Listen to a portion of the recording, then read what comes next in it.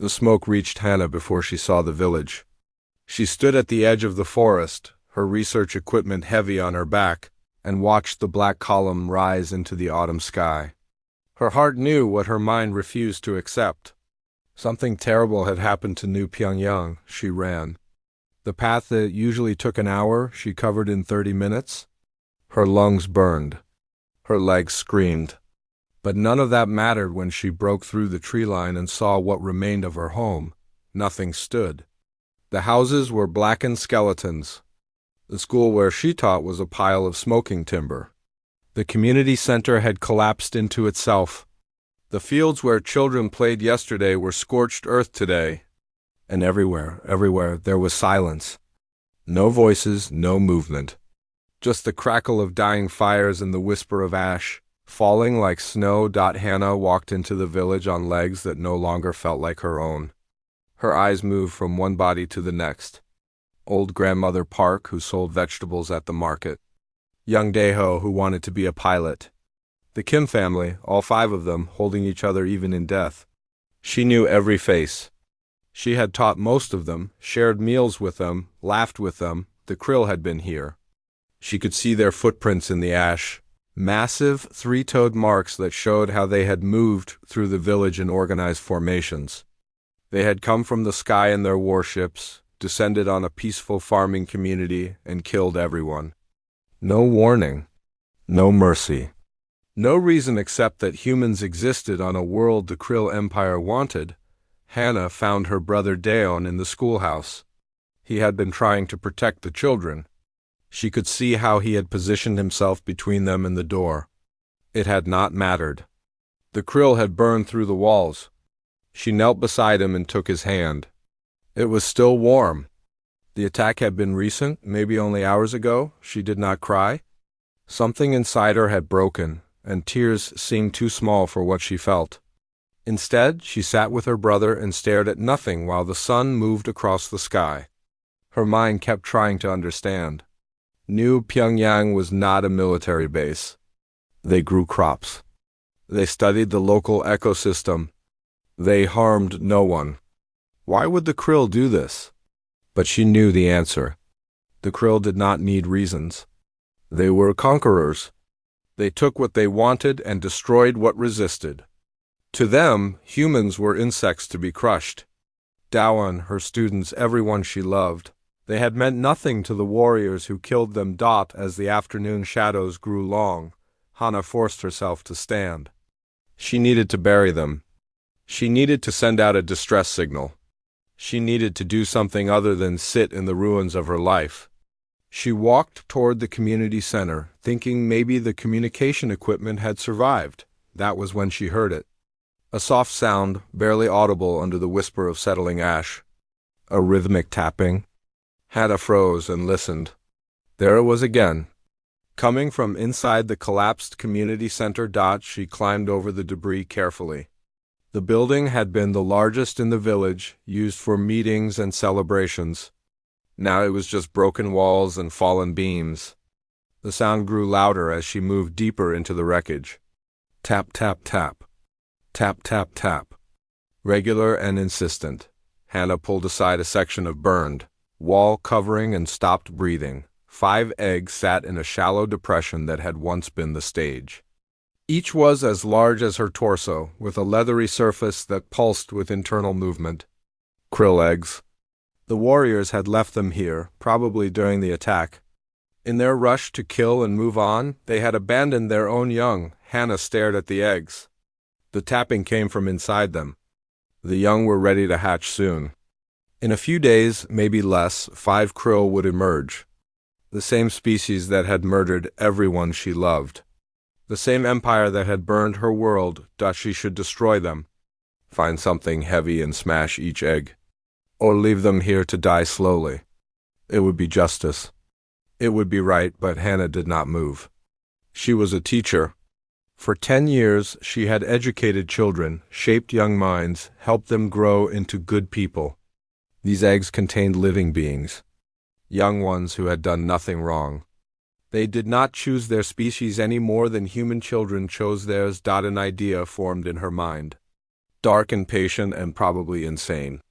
But in the ruins of everything she had known, surrounded by the bodies of everyone she had loved, the idea took root and grew. The Krill were warriors. They were born predators, raised in a culture of conquest and violence. But what if they were not? What if a Krill could be raised differently? Taught differently? What if the same instincts that made them perfect killers could be directed somewhere else? Hannah looked around at the destroyed village, at the smoke still rising from her home, at the forest beyond where she had spent years studying life and growth and change. She thought about her brother who died protecting children. She thought about her students who never got a chance to grow up. And she thought about revenge. Not the quick kind. Not the simple kind. Something deeper and more terrible and more perfect than she could have imagined an hour ago. She gathered the eggs carefully, one by one, and placed them in a carrying sling made from salvaged cloth. They were heavy and warm. Each pulse of life inside them was steady and strong. These creatures would be powerful when they grew. Apex predators. Killing machines, unless she made them into something else. Hannah took one last look at New Pyongyang. At her brother. At her home. She would not bury them. She would not send a signal. Let the authorities find this place in a few days and wonder what happened. Let them add it to the list of Krill atrocities. Let them write reports that no one would read. She had other plans now. With the 5 eggs secure, Hannah turned her back on the only home she had ever known and walked into the forest. The smoke followed her for miles. The smell of ash clung to her clothes. And in her arms 5 future warriors pulsed with life, unaware that their mother would not be Krill, their mother would be human. And she would teach them everything. 5 years had passed since the burning of New Pyongyang. In a cave system deep in the wilderness, Hannah watched her children train. They were not children anymore. Tyke, the first to hatch, stood 7 feet tall with scales the color of storm clouds. His claws could tear through metal. His jaw could crush bone. Beside him, Minho moved with fluid grace, practicing the hunting patterns Hannah had taught him. Jiwon and Bora sparred near the cave entrance, their movements too fast for human eyes to follow. And Yuna, the smallest but perhaps the smartest, studied the tactical maps Hannah had drawn in the dirt. They were Krill, perfect killing machines. Born predators of a warrior species. But they were also hers, Hannah remembered when they hatched. She had prepared as best she could, gathering food and making the cave safe.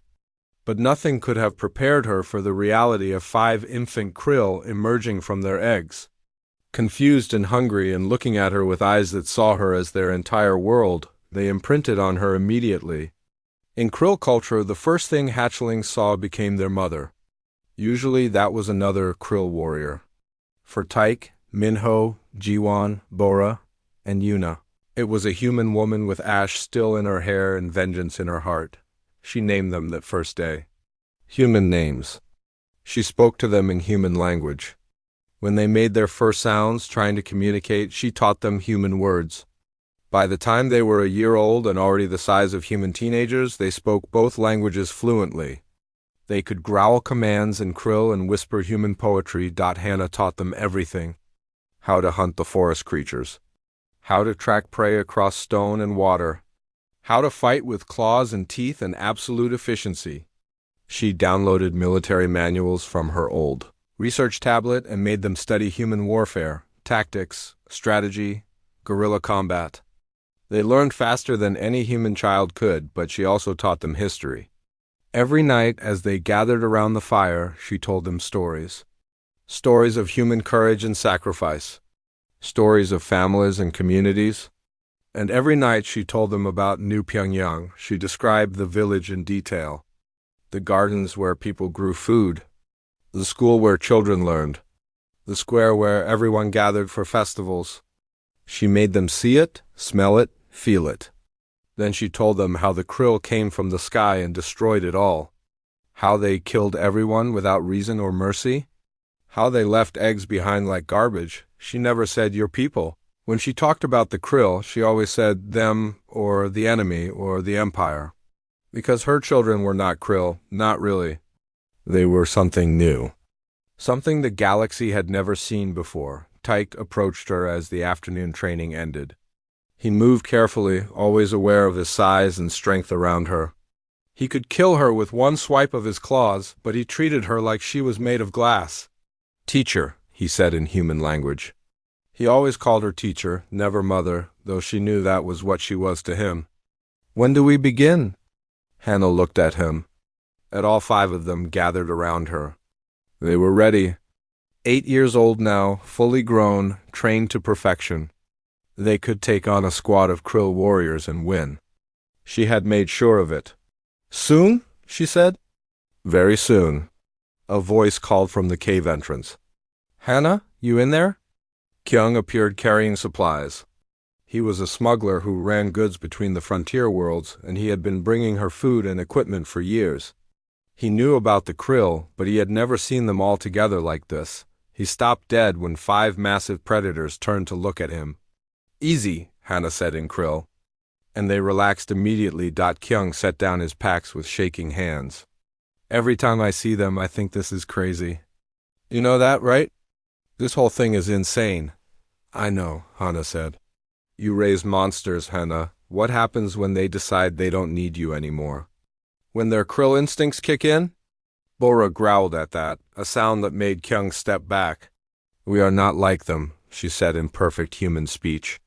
"Teacher showed us a different way." "They're weapons," Kyung insisted. "You built weapons and pointed them at the Krill Empire. What happens after? What happens when the war is over?" Hannah had thought about this question for 5 years. "Then I will teach them how to live in peace. Just like I taught them how to fight." "You really believe that?" "I have to." Kyung looked at the 5 krill, then back at Hannah.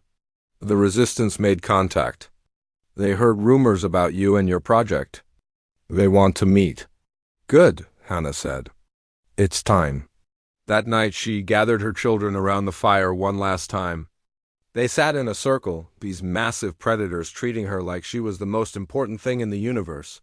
"I need to tell you something," she began, "about what we are going to do." "We hunt," Tyke said simply. "We hunt the ones who burned your village." "Yes, but it is more than that.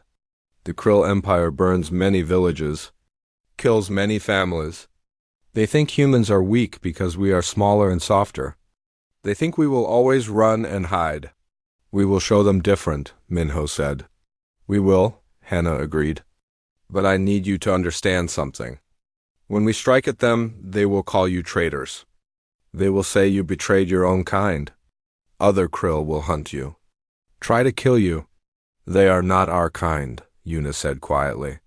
"You are our kind." Hannah felt something crack in her chest. She had spent 5 years building weapons, shaping killers, preparing for war. But she had also raised children. Strange, deadly children who would never fit in anywhere. Not with humans who feared them. Not with krill who would kill them as traitors. "I stole your chance at a normal life," she said. "You could have been warriors for the Empire. You could have had a place in krill society." Yuan made a sound that was almost a laugh. "You gave us a choice, teacher. Krill hatchlings do not get choices. They are raised to kill and conquer. You raised us to think. To decide, we choose you. We choose justice, even if it means fighting your own species." "They are not our species," Tyke said. He stood and placed one massive clawed hand on her shoulder, so gently it barely touched. "You are. You raised us. You taught us. You showed us there is more to life than conquest and death. The Empire would have made us into monsters. You made us into something better." Hannah looked at each of them. Tyke with his fierce loyalty. Minho with his quick mind. Jiwan with her warrior's heart. Bora with her quiet strength. Yuna with her careful wisdom. They were hers in every way that mattered. "Then tomorrow we begin," she said. "Tomorrow we teach the Krill Empire what happens when you burn the wrong village." They growled in unison, a sound that shook the cave walls. But when Hannah smiled, they made another sound. A rumbling purr that krill only made for their brood mothers. In the darkness, a human woman and 5 predators prepared for war. The resistance fighter named June stared at the 5 krill standing behind Hana and wondered if he had made a terrible mistake coming here. "You are insane," he said flatly. "You raised them? Krill warriors? And now you want us to work with them?" "Not with them," Hana corrected. "They work with us. For us. Against the Empire." They stood in an abandoned mining facility at the edge of human territory. June had brought 3 other fighters with him, and all of them kept their weapons ready. The 5 krill made no aggressive moves, but their presence was enough to make every human nervous. "How do we know they will not turn on us?" one of June's people asked. Tyke spoke up, his human words clear and precise. "Because the Empire is not our mother. She is, we fight for her. We fight for what was taken from her. We fight because it is right." June looked at Hana. "You taught them that?" "I taught them everything," Hana said, "including the difference between conquest and justice. Now, are you going to help us or not?" June was quiet for a long moment. The human resistance against the krill had been losing for years. They were outgunned, outnumbered, and outmatched. Every battle was a desperate fight just to survive. And here stood a woman offering him 5 of the enemy's best warriors, raised to fight for humanity. "There is a krill outpost," he finally said. 30 miles north. They use it to coordinate raids on human settlements. The commander there is named Vec. He has been operating in this sector for 10 years. "Was he at New Pyongyang?" Hana asked. June pulled out a data tablet and showed her a list. "According to our intelligence, yes. He was part of the attack force." Hana felt something cold settle in her stomach. She had been compiling a list for 8 years. Every krill officer who participated in the burning of her village. Vec was number 3 on that list? "Then he dies first," she said simply. They spent 2 days planning the attack. Hana had military training manuals, but June had actual combat experience. Together they worked out the details. The 5 krill would infiltrate the base at night. They knew krill security protocols because Hana had taught them. They could speak the language perfectly. They would appear to be exactly what they were, krill warriors, until it was too late. Minho studied the outpost layout. "They will have 30 warriors on duty. We are 5. You are worth 10 of them each," Hana said. "You have been trained for this since you were hatchlings. They have been trained to fight humans. They do not know how to fight their own kind." "What if they try to communicate with us?" Yuna asked. "Answer them," Hana said. "Be krill until you strike. Then show them what we have made you into." The night of the attack arrived cold and clear. Hana went with them to the edge of the outpost perimeter, but no further. She had trained them, but this was their hunt. She watched from a ridge as the 5 shapes moved through the darkness toward the krill base. Tyke led them. He approached the main gate where 2 sentries stood watch. In perfect krill, he barked out a patrol code that Hana had stolen from intercepted communications.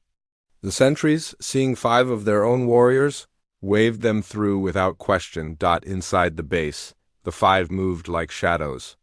They split up, each taking a different section. Years of training in the caves had taught them to move silently despite their size. Years of studying human tactics had taught them to strike without warning. The first krill soldier died without making a sound. Giwon's claws found his throat before he could react. The second and third fell to Bora, who moved through the barracks like death itself. Minho took the communications center, ensuring no distress signal would be sent. Yuna disabled the power systems, plunging the base into darkness. And Tyke went straight for the command center where Vex slept. The commander woke to find a krill warrior standing over his bed. In the dim emergency lighting, Vex saw the scales, the claws, the predator eyes, and felt confused rather than afraid. "What is the meaning of this?" he demanded in krill. Tyke switched to human language. "The teacher of New Pyongyang remembers." Vex's eyes went wide. "You are not... This is impossible." "You burned a village 8 years ago," Tyke said, still in human speech. "You killed everyone there. Old ones, young ones. Those who could not fight back. You left eggs behind like they were garbage. Understanding and horror crossed Vec's face. The eggs. You are from those eggs? She raised us, taught us, showed us that krill do not have to be monsters. Tyke leaned closer. Then she aimed us at monsters like you. Vec tried to reach for a weapon, but Tyke was faster. He had trained for this for 8 years. Had dreamed of this moment every time Hannah told the story of the burning village. His claws were quick and efficient. When it was done, Tyke carved something into the wall above Vec's body. The symbol of New Pyongyang. A tree with burning leaves. He had never seen the village, but Hannah had described it so many times he could draw it perfectly. The 5 regrouped at the main gate. Behind them, the outpost was silent. 30 krill warriors dead. Not one alarm raised. They had moved through the base like they owned it because they knew every protocol, every password, every weakness. They returned to the ridge where Hannah waited. She looked at them, seeing no injuries, no hesitation. Just 5 predators who had done exactly what she trained them to do. It is done? She asked. It is done, Tyke confirmed. Vec is dead. We left your mark. Hannah nodded. She felt nothing. No satisfaction. No joy. Just a cold emptiness where vengeance lived. One name crossed off the list. Many more to go. June and his fighters arrived at dawn to verify the attack. They moved through the outpost in stunned silence. Every krill soldier dead. No human casualties. It was impossible, except it had happened. In the command center, June stared at the symbol carved into the wall. They will know this was you. Good, Hannah said. I want them to know. I want every krill officer who was at New Pyongyang to know that we are coming. That we remember. That there is nowhere they can hide. This changes everything, June said. If word gets out that krill warriors are fighting for humans, die, then let it get out, Hannah said. Let the Empire wonder. Let them fear. They taught us fear when they burned our villages. Now we teach them. Over the next few weeks, the story spread. Human resistance fighters talked about the woman who raised 5 krill as her own children. About warriors who fought against their own species. About a teacher who turned the Empire's weapons into instruments of justice. Some thought it was propaganda. Others thought it was madness. But everyone who saw the symbol of the burning tree carved into dead krill bases knew it was real. In a cave deep in the wilderness. Hannah looked at her list of names. 23 krill officers who destroyed New Pyongyang. 1 was now dead. 22 remained. Her children gathered around her, ready for the next hunt. They did not ask if what they were doing was right. Hannah had taught them the answer to that question long ago. The hunt had begun.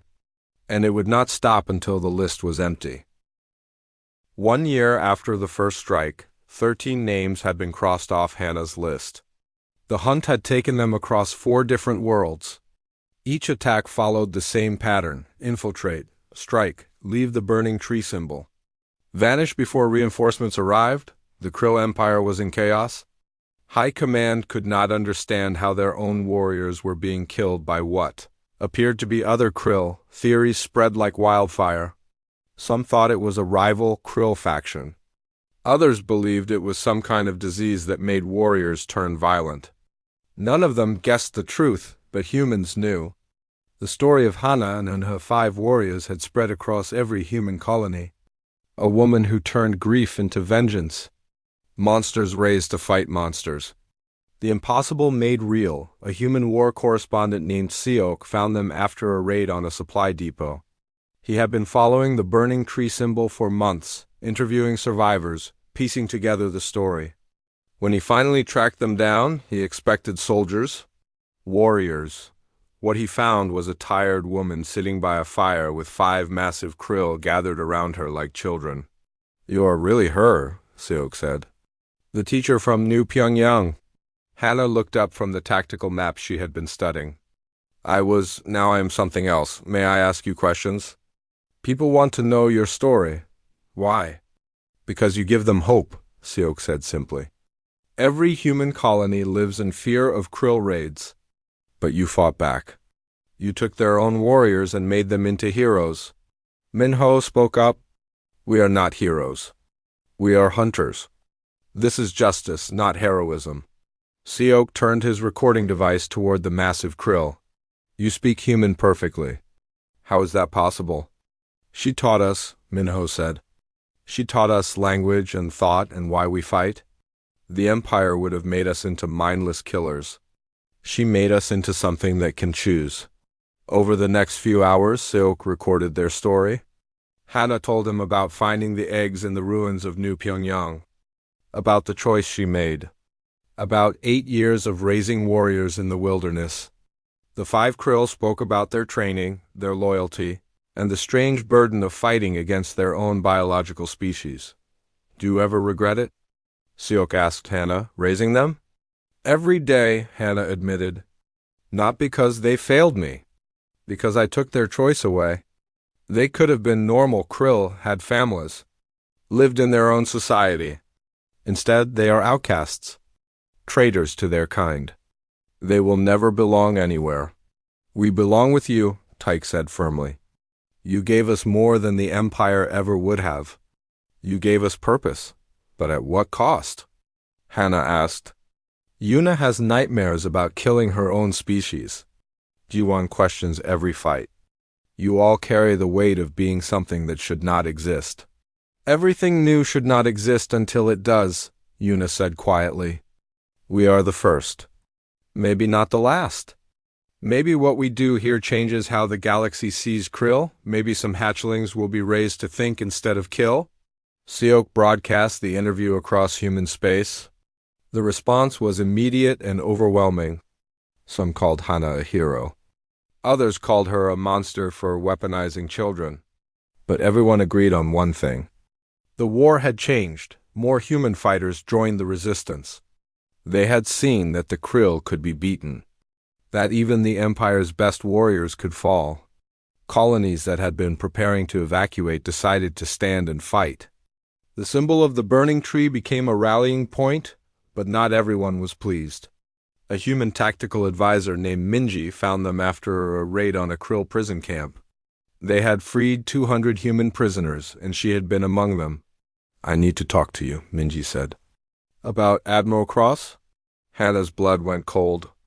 Cross was the highest-ranking name on her list. The one who had ordered the attack on New Pyongyang? The one ultimately responsible for everything. What about him? He is planning something big, Minji said. I was a fleet analyst before I was captured. I saw the troop movements, the supply requisitions. Cross is gathering forces for a major assault. Where? Earth. He wants to end the human problem permanently. Strike at the heart of our territory and destroy any hope of resistance. The 5 krill went very still. They knew what Earth meant. It was where humans came from. Their origin world. If it fell, human morale would collapse. When? Hannah demanded. 6 months. Maybe less. He is at the fortress world of Kars right now, coordinating everything. Hannah looked at her warriors. Kars was the military heart of the Krill Empire. Attacking it would be suicide. They had struck at outposts and supply lines, but never anything so heavily defended. We have to try, Tyke said. If Cross succeeds, everything we have done means nothing. It is too dangerous, Hannah said. We are 5 warriors. Kars S has thousands. Then we find a way, Minho insisted. You taught us that humans win through cleverness, not strength. So we be clever. June and the resistance fighters agreed to help. They had been winning small victories, but this could change the entire war. If Cross fell, the Krill command structure would collapse. The planned assault on Earth would fail. Over the following weeks, they planned the most audacious attack yet. A human fleet would create a diversion, drawing Krill forces away from Kars S. Hannah and her 5 warriors would infiltrate during the chaos and strike at the command center where Cross coordinated everything. You know, this is probably a one-way mission. June said to Hannah privately. I know, Hannah replied. I have always known how this ends. The only question is whether we take Cross with us. The night before the attack, Hannah gathered her warriors one last time. They sat around a fire just like they had in the caves, just like they had for 8 years.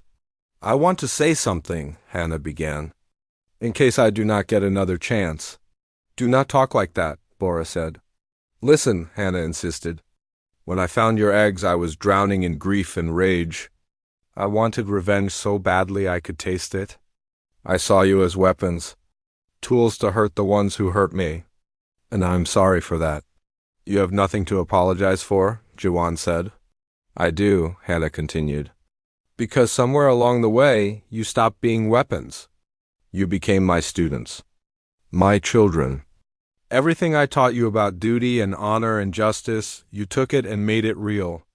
You are better than the revenge I planned. Better than I ever expected." "You made us this way," Yuna said softly. "No," Hannah said. "I gave you knowledge and training. But the choice to be good, to fight for something bigger than revenge, that was all you. You could have been monsters. Instead, you chose to be heroes." "We chose to be yours," Tyke corrected. "Whatever happens tomorrow, remember that. We fight because you are our mother in every way that matters. Not because we were raised to, but because we choose to." They sat in silence for a while. 5 massive predators and 1 human woman, preparing for a battle they might not survive, somewhere in the fortress of Kars. Admiral Cross planned the destruction of Earth, unaware that his past was coming for him, that the eggs he abandoned 8 years ago had grown into something the galaxy had never seen, that a teacher from a burned village had raised an army of 5, and they were bringing justice wrapped in claws and teeth. The hunt was almost over. One way or another, tomorrow would end it. The fortress world of Kars burned in the distance as human ships engaged the Krill defense fleet. Captain Hyan's voice crackled over the radio, barely audible through the weapons fire. "We are taking heavy losses, but the distraction is working. Most of their forces are pulling away from the fortress. You have maybe 2 hours before they realize this is a diversion. Make them count." Hannah and her 5 warriors stood at the edge of the fortress's lower entrance, a maintenance tunnel that intelligence said was lightly guarded. Around them, the sounds of battle shook the air. Human ships dying to give them this chance. "Everyone knows the plan," Hannah said. "We get to the command center. We stop Cross, we stop the Earth assault, and we get out alive," Minho added. "That too," Hannah agreed, though they all knew it was unlikely. They entered the fortress. The tunnels were dark and narrow, designed for maintenance drones more than warriors, but the 5 Krill moved through them with practiced ease. Years of cave training had prepared them for confined spaces. They encountered the first guards at a checkpoint. 2 Krill warriors who saw 5 of their own kind approaching and made the fatal mistake of hesitation. Tyke and Jiwan moved so fast that the guards never raised an alarm. The bodies were hidden in a storage room and they pressed forward. The fortress was massive. Thousands of Krill warriors moved through its halls, coordinating the Empire's military operations across dozens of worlds. Any one of them could expose the infiltrators, but Hannah had taught her warriors well. They moved with confidence, spoke in clipped Krill military terms, and acted like they belonged. They passed 3 checkpoints before their luck ran out. A Krill officer stopped them with a raised hand. "You 5, I do not recognize your unit markings. State your purpose." Bora stepped forward and responded in perfect Krill. "Special operations. Classified orders from High Command." The officer studied them with suspicious eyes. "Special operations should have clearance codes." "We do," Bora said, and then her claws were in the officer's throat before he could react. But he had time to trigger an alarm. Lights began flashing throughout the fortress. "So much for stealth," Yuna said. "Then we do this the loud way," Tyke growled. They ran. The fortress erupted around them as warriors poured into the halls. But these were not prepared for what they faced. The 5 Krill fought like nothing the Empire had ever seen. They used human tactics, guerrilla warfare techniques, movements no Krill would expect from their own kind. Tyke led them through a command of warriors, his claws finding vital points with surgical precision. Minho used the environment, collapsing support beams to block pursuers. Jiwon and Bora fought back to back, covering each other with the practiced coordination of warriors who had trained together since hatching. And Yuna, always the clever one, kept them moving toward the command center even as chaos erupted around them. Hana stayed in the center of their formation, protected but not helpless. She had a weapon and knew how to use it. More than that, she had the tactical mind that had planned this assault. When they hit a dead end, she found another route. When they were surrounded, she spotted the weakness in the enemy formation. They fought through 3 more levels of the fortress. Behind them, dozens of krill lay dead or wounded. The 5 warriors were bleeding from multiple injuries, but they did not slow down. They could not. Every second brought them closer to cross or closer to being overwhelmed. Finally, they reached the command center. The massive doors were sealed, but Minho had studied the fortress schematics for weeks. He knew where the manual override was hidden. The doors opened to reveal Admiral Cross standing at a tactical display. Surrounded by his senior officers, for a moment, everyone froze. Cross stared at the 5 krill warriors standing in his command center, covered in blood and battle damage. His officers reached for weapons, and Hana stepped forward from behind her warriors. "Do you remember New Pyongyang?" she asked in human language. Recognition flickered in Cross's eyes. "The farming colony. 8 years ago." Then understanding. "The eggs. You are from the eggs we left behind." "She raised us," Tyke said. "She taught us. She aimed us at you." Cross actually laughed. "Impossible. Krill cannot be raised by humans. You are warriors of the Empire, whether you know it or not. That is what you were born to be." "We were born to be whatever we choose," Minho said. "She taught us that choice exists." "You never had that choice, did you? You were raised to conquer and kill. Never taught to think or question or choose a different path." "We are krill," Cross said firmly. "We do not need different paths. We are perfect as we are." "You are monsters," Jawan said. "You burn villages full of children and call it military strategy. You leave your own eggs behind like garbage. You plan to destroy Earth and kill billions because humans dare to exist in your territory. That is not perfection. That is evil." Cross's officers moved to attack, but the Admiral raised a hand. "Wait, I want to understand this. You 5 were raised by a human, taught human weakness. And you believe this makes you superior to us?" "No," Yuna said quietly. "It makes us free. You serve an empire. We serve each other. You kill because you are ordered to. We kill because we choose justice over murder." "Enough philosophy," Cross said. "You are 5. I have hundreds of warriors in this fortress.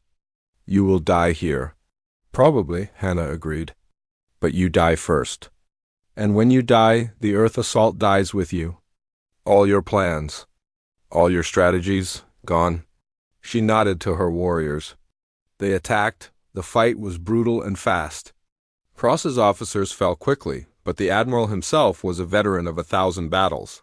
He fought with the skill of a lifetime warrior. Tyke engaged him directly while the others held off reinforcements. Pouring through the doors, Hannah moved to the tactical display and began destroying the data cores. All of Cross's plans for the Earth assault. The troop deployments. The supply routes, everything. She smashed them systematically while her warriors fought and died around her because they were dying. Gyuan took a blade through her side protecting Bora.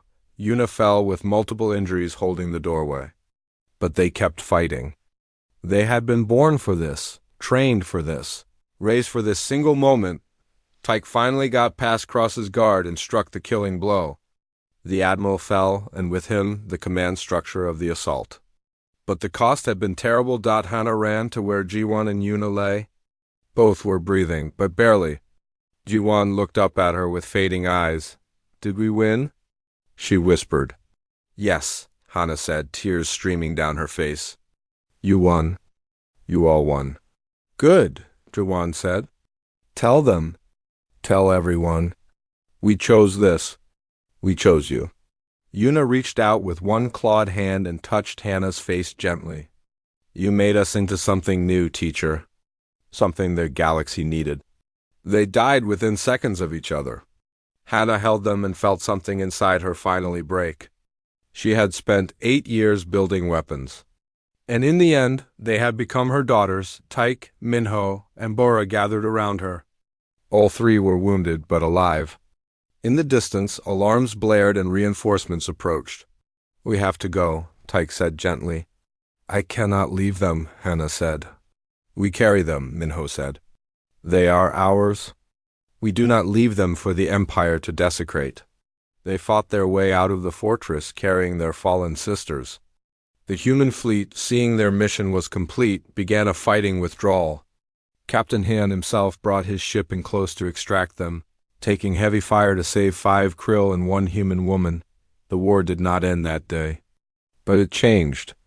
With Cross dead and his plans destroyed, the assault on Earth never happened. The Krill Empire, shocked by the loss of their fortress and high command, sued for peace. They could not understand what had happened, but they knew they could no longer afford to fight. The treaty was signed 6 months later. Humans gained recognition as a sovereign species. The Krill Empire agreed to end their expansion campaigns, and one of the treaty conditions, insisted upon by every human negotiator, was a simple phrase carved into the agreement. In memory of New Pyongyang and all villages burned without reason, Hannah returned to the ruins of her home with Tyke. Minho and Bora, they buried Jiwon and Yuna there, beneath where the school had stood. The last 2 warriors of her impossible family laid to rest in the soil they had avenged. A monument was built, not just for New Pyongyang, but for all the colonies the Krill had destroyed. And at its center stood 5 statues. A human woman surrounded by 5 krill, carved from stone that would last forever. Hannah established a school on the rebuilt colony. She taught human children and eventually krill children whose parents wanted something different than the Empire offered. Tyke, Minho, and Bora served as teachers and guardians, living proof that nature was not destiny. That choice mattered more than birth. Years later, a young krill student asked Bora why she fought against her own kind. They were not my kind, Bora said simply. She was my kind. The woman who chose to raise rather than kill, who turned eggs into children instead of weapons, who taught us that being strong means choosing when to fight, not fighting because you can. What happened to her? The student asked. Deborah looked at where Hannah stood teaching a class of mixed-species children. Still a teacher. Always a teacher. She changed the galaxy, Bora said. One lesson at a time.